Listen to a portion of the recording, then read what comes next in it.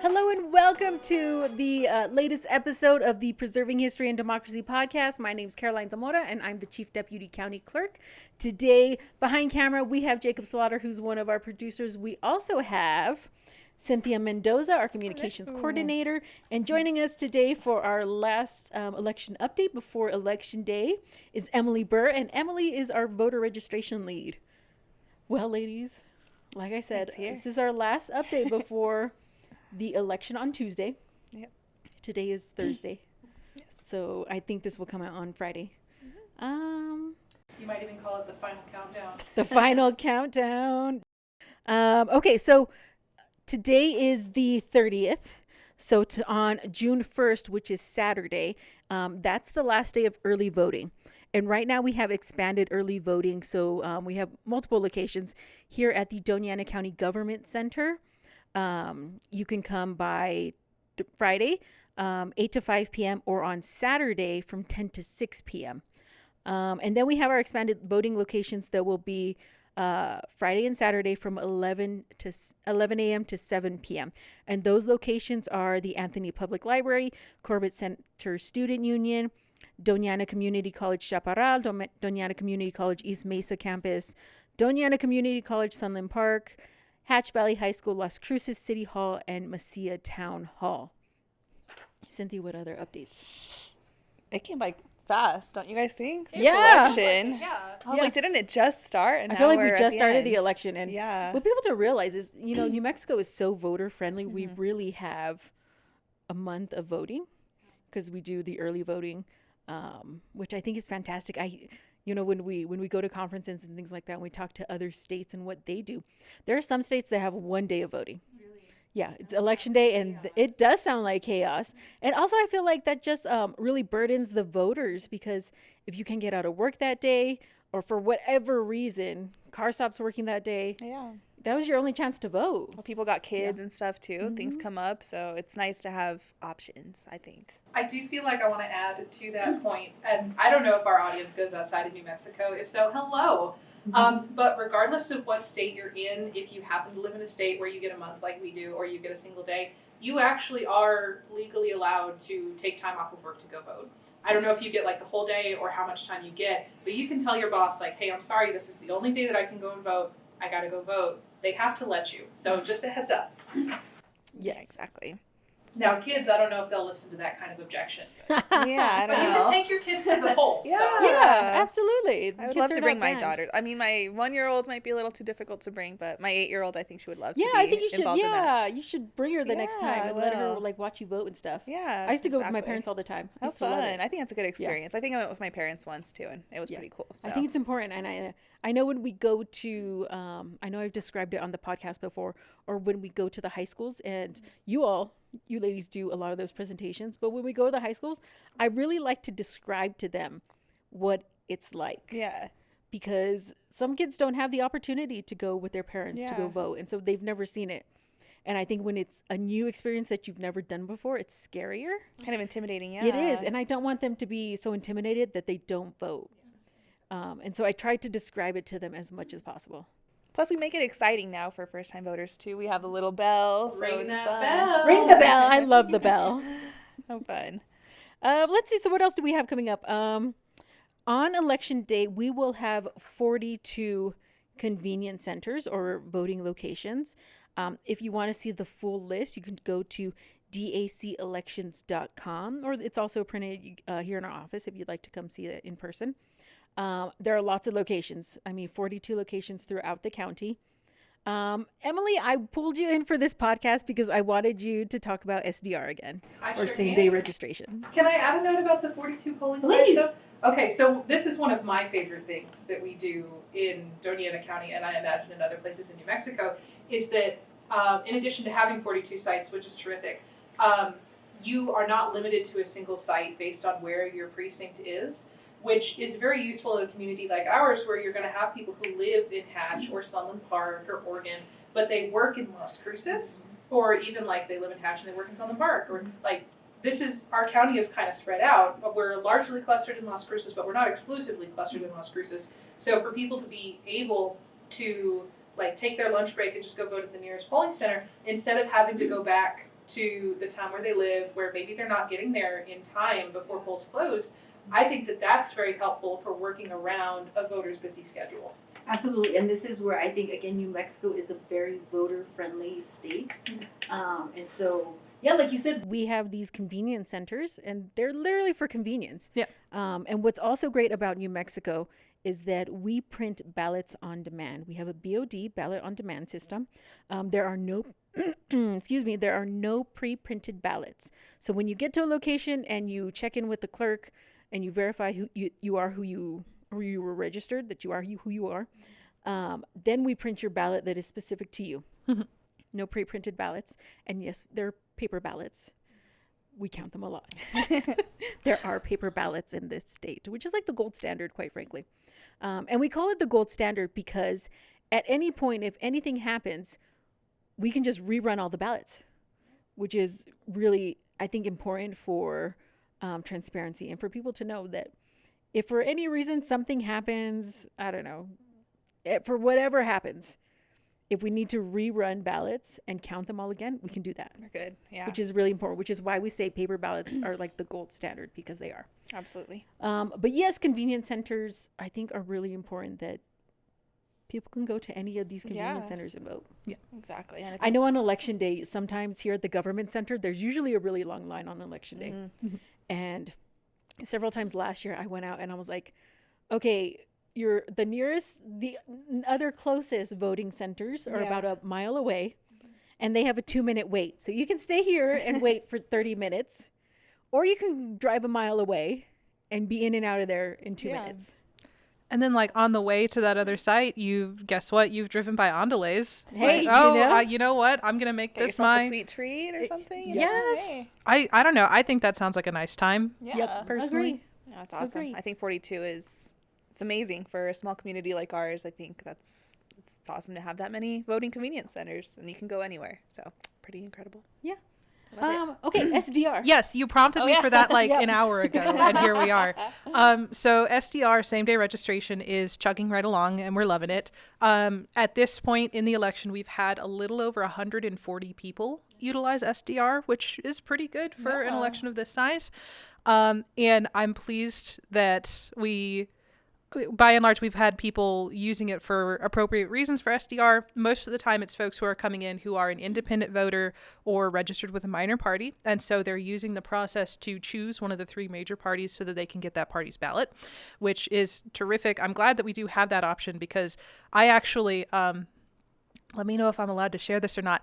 When we were looking through older documents and organizing them maybe a year or so ago, I found a letter to a previous county clerk.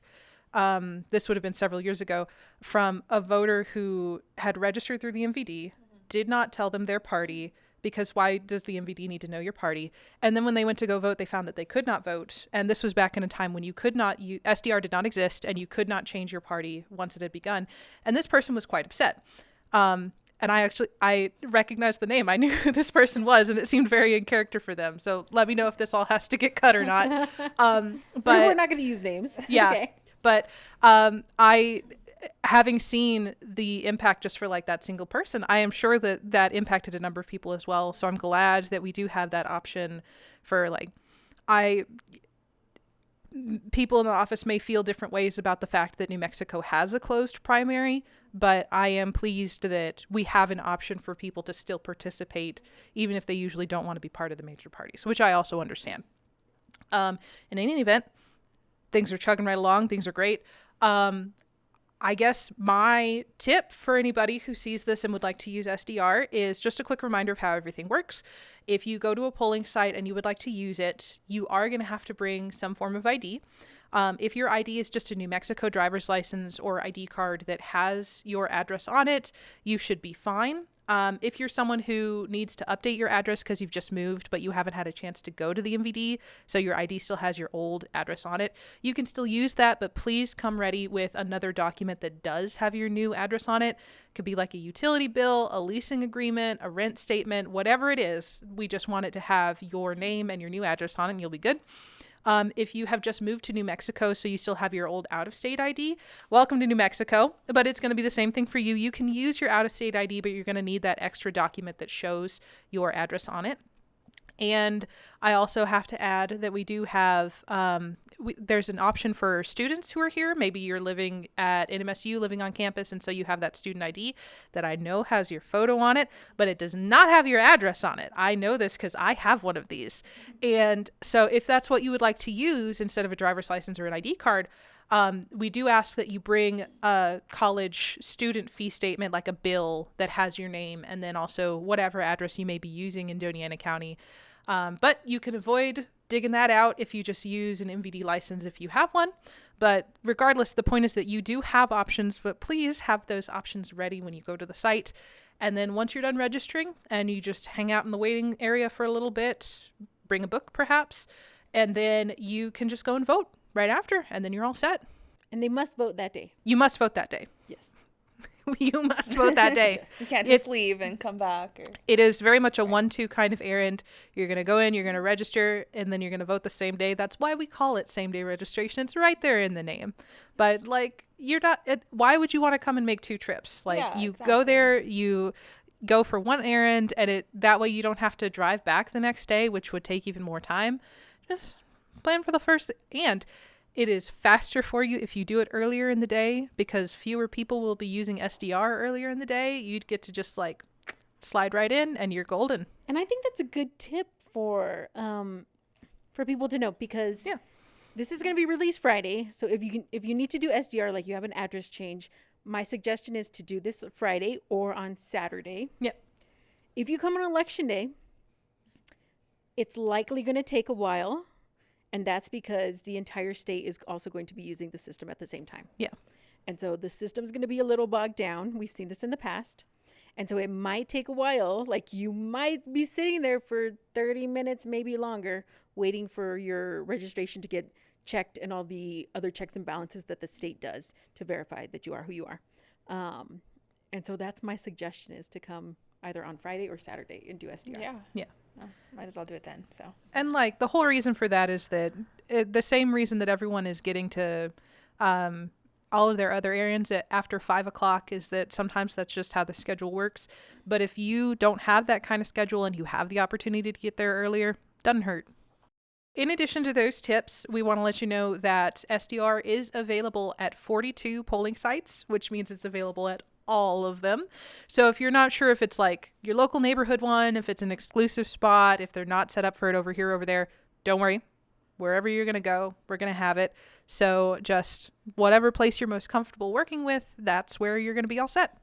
Election day sites, for all 42 sites are open 7 a.m. to 7 p.m. If you were in line by 7, you still have a right to vote. So you don't have to leave the line after 7 p.m. You can stay in line and we'll get you in, but you have to be in line by 7. I think I also want to touch on absentee. So if you haven't been able to mail your absentee ballot yet, you can also drop it off at one of our secured Dropbox locations are at dacelections.com. You can find those. You can also drop it off at a polling location, right? Mm-hmm. So you got many options there. Yep. So as long as we have your absentee or your mail ballot, as long as we have it in our possession Right. at one of our voting locations, by 7 p.m. that day, you're good. So like Cynthia said, you can drop it off at one of the 9 drop boxes that are located throughout the county. And actually, fun fact, our county has the most drop boxes of all the counties throughout the state of New Mexico. So there are 9 secure containers or drop boxes throughout the county. You can drop it off there or you can drop it off at any location, but it has to be in our possession by 7 p.m. on election night. Or our office. You can also drop it off. Yeah, at our absolutely. office. Mhm. So. We'll be here all day that day. We will. We Bright and will. early. Yep. We will. Let's see. Anything else we want folks to know about election day? I would say just follow our social media pretty closely because we'll be putting updates there about the election. At about, I would say 7:30, 8 o'clock is when we really start posting. And I mean, we're posting like every 15 minutes or so. So we post a lot that night, just keeping the public kind of informed on what's going on. I'm going to go ahead and give some of these in Espanol. Okay, Cynthia? Okay, so you can tell perfect. me if I'm saying anything Sounds wrong. good. Let's see. El último día de votación temprana es el 1 de junio. También vamos a tener 42 centros de votación abierto. de las 7 de la mañana hasta las 7 de la tarde. Y también vamos a tener 9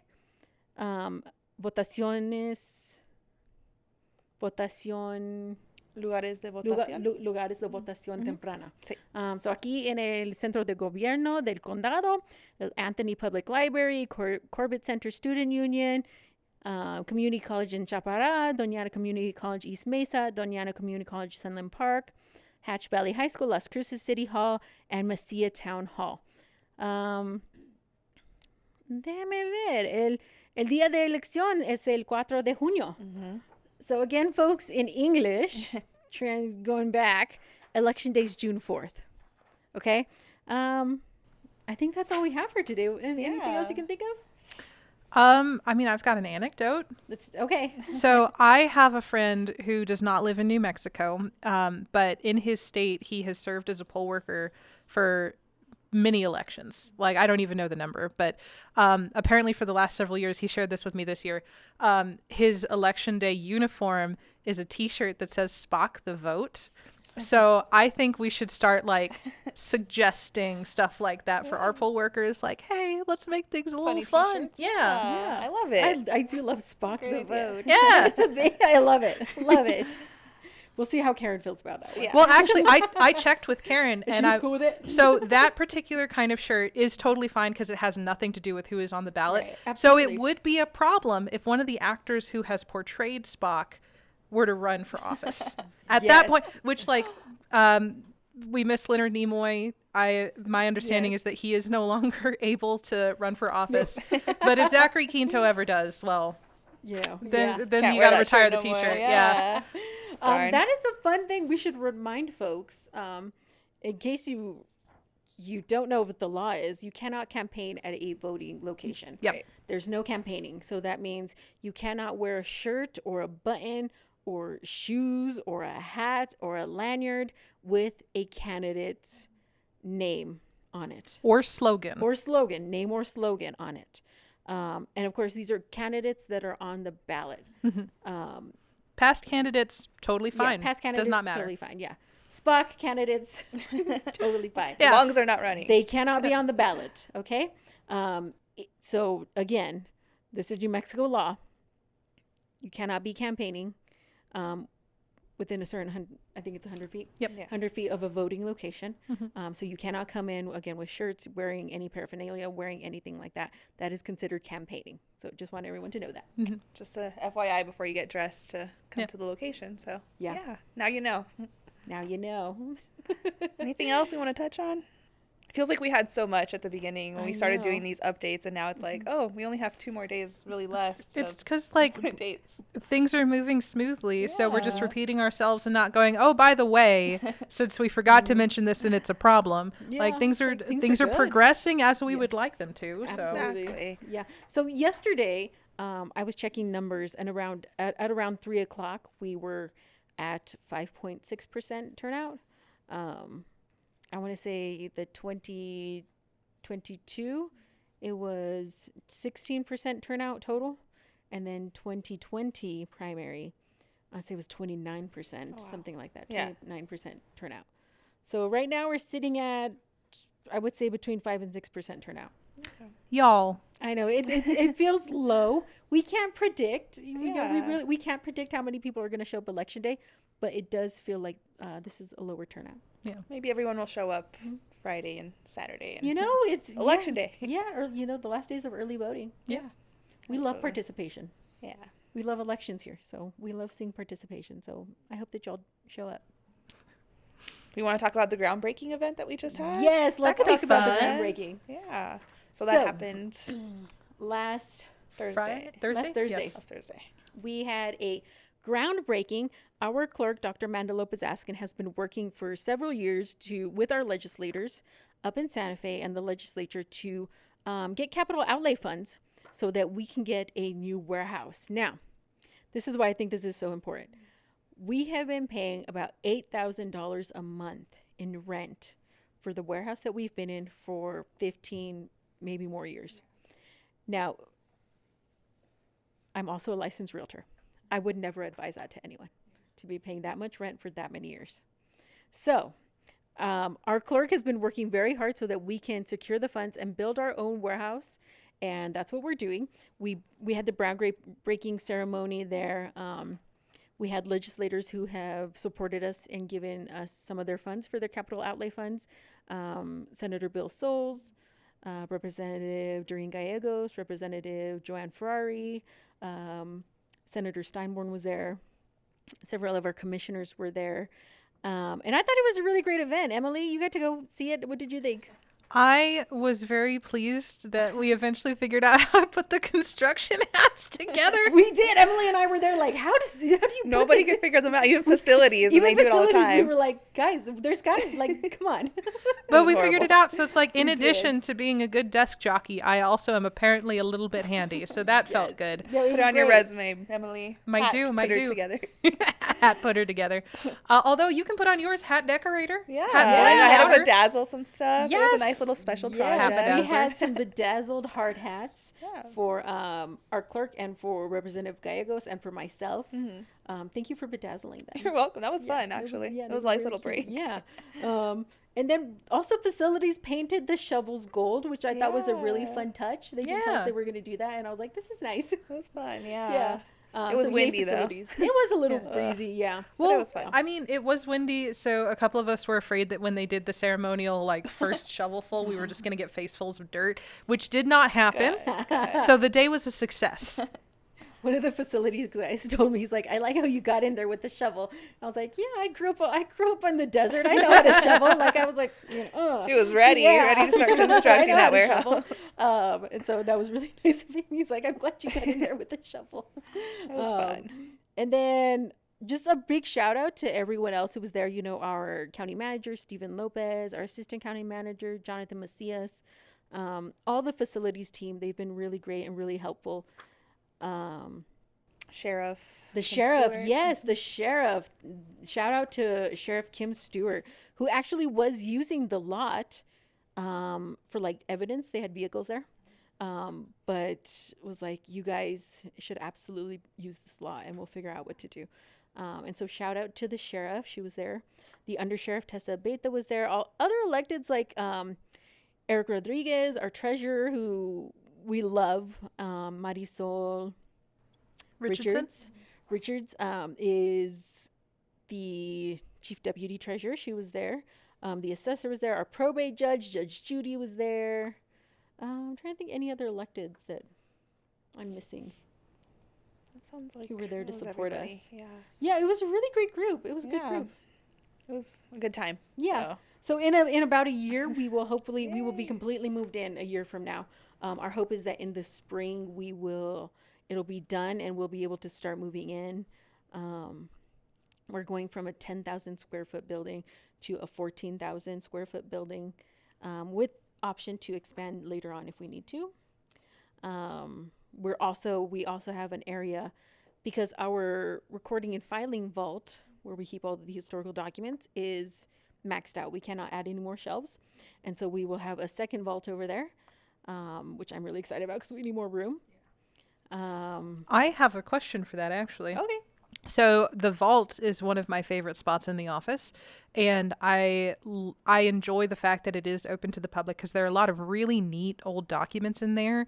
The one that people talk about is like the coroner's report for Billy the Kid, but there's a lot of like just fascinating stuff from the late 1800s. If you ever want to come and like see, if you're maybe like doing a history report about our community or something, or you just want to see what documents used to look like, if that stuff gets moved over to the warehouse, I don't imagine it will be as available to the public since there's going to be like a lot of security. Although I know that we're getting dozens of security cameras over there. Is that going to be a place? The short version of my question is: it still going to be a place where people can go and like library search the records that we store over there?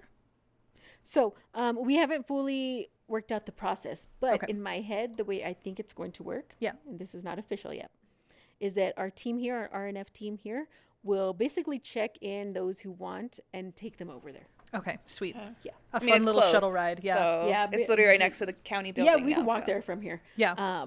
And it is going to be a very secured building. So like you can't just like drive in. Like there's going to be a gate It'll be a gated area. So basically people will have to be escorted over there, which is fine because we have people come in and they check in here in the first place and then they're allowed to. But these are public documents. Like we want people to have access to them. It's just going to be an extra added layer of security. And we're just going to have to walk them and escort them over there. I mean, that seems totally reasonable. I'm just glad that it's stuff that's still going to be available. We have an old poster of a ballot from 1938. Oh, cool. That is just super cool. And Nice. I would hate to imagine it just kind of gathering dust in a shelf where people can't see it anymore. Yeah. So that is going to, we're going to have the vault. Then we have, of course, the area where we keep all the machines, the absentee room. Our warehouse staff now will have their office area. So it's going to be a beautiful building. I'm just excited that we're getting our own building. And if we look at, let's be real about population. Doñana County is not going to be shrinking anytime soon. Our population in this county will only go up. And so I anticipate that in the future, we will probably need to make that building even bigger, which is great about what the architects did with it, is that we can add on basically another bay area and expand the building if we needed to. Well, if we want to make a bay, until we actually need it for those purposes, Will and I think that we should have like a weightlifting room over there. So if you guys want to call Jacob our wants a office, basketball court. yes. So call our office, tell them that you think it is for the good of the office, for the good of the populace here, that lifting weights protects your joints, and You're not sometimes there's wrong. going to be Yeah. heavy boxes to pick up. I don't know. Just saying, if you want to call and give your feedback about what you think we deserve. I think we could talk to county management about that. and I see personally what they want a say. podcast room, specifically just for podcasting, doing these episodes. Absolutely. That would be fun. I think this is we hear from the public about how we're doing such a good job. We have really good relationships with our law enforcement agencies. And one of the guys from the FBI was like, "Can I just tell you I love your podcast?" I know. I That's know. awesome. Definitely has that face. I was like, I know I had that face when he told me that. We have a fan. We have a fan. And then we have somebody too, a teacher from LCPS. They said that they were listening to a podcast episode and they wanted the documents that we used for it because they were, I don't know if they were going to show it to their class or what, but I'm like, this is awesome. We have an audience. So We have an audience. It might be small, but it's still an audience. I think, when we started this podcast, I was worried. I was like, are people going to listen? Yeah. And I always get worried, but this is such a wonderful way to taken reach the off. public Yeah. and give them information. I think you have to reach people where they're at. And people listen to podcasts. I listen to podcasts Same. a lot. And so I think this is just a wonderful way. So if we can get a podcast room, I would love that also. That'd be cool. Because I yeah. love connecting with our audience. Me too. But then for the recording that goes on YouTube, we're also going to need a personalized neon sign in the background, because I Oh, feel that like would be all cool. podcasts have that. A neon sign with Yeah, our like, logo. it- That'd be cool. That makes the most sense. Or we could come up with a snippy little slogan. I don't know. Yeah, that'd be cool. Preserving history and democracy. I am completely blanking on a joke. I thought I had one in the chamber, Darn. and I just Nope. it fell right out of my Yeah, head. that's okay. My podcasting career is over. We're not inviting you no more, Emily. Just kidding. You're always invited. I'm humiliated. Okay, I think that's it for today. But I'm excited for our elections warehouse. It's going to be very needed for our county. We're the second largest county in the state. So, we serve a lot of constituents, and I think this new building, again, it will be so that we run efficient and secure elections. And so very excited for a new building. And so hopefully in a year we'll be completely moved in. Yeah. That's awesome. I can't All wait. right. Yeah. So I think that's it for today. Thank you for joining us. Thank you for listening. Thank you for following us. You can find this on wherever you get your podcasts, Spotify, Apple, Libsyn, iHeart. Of course, we post on the Doñana County website and our own website, so you can find them there. We also have this on YouTube. Thank you to Jacob Slaughter, who's behind camera, and our video editor and producer extraordinaire. Thank you to Cynthia Mendoza, our communications coordinator. And thank you to Emily Burr, our voting registration lead, for joining us today. My name is Caroline Zamora, and I am the Chief Deputy County Clerk. If you have any questions or want to send us any feedback, you can email us at daclerks@donianacounty.org. All right, we'll see you next time. Bye.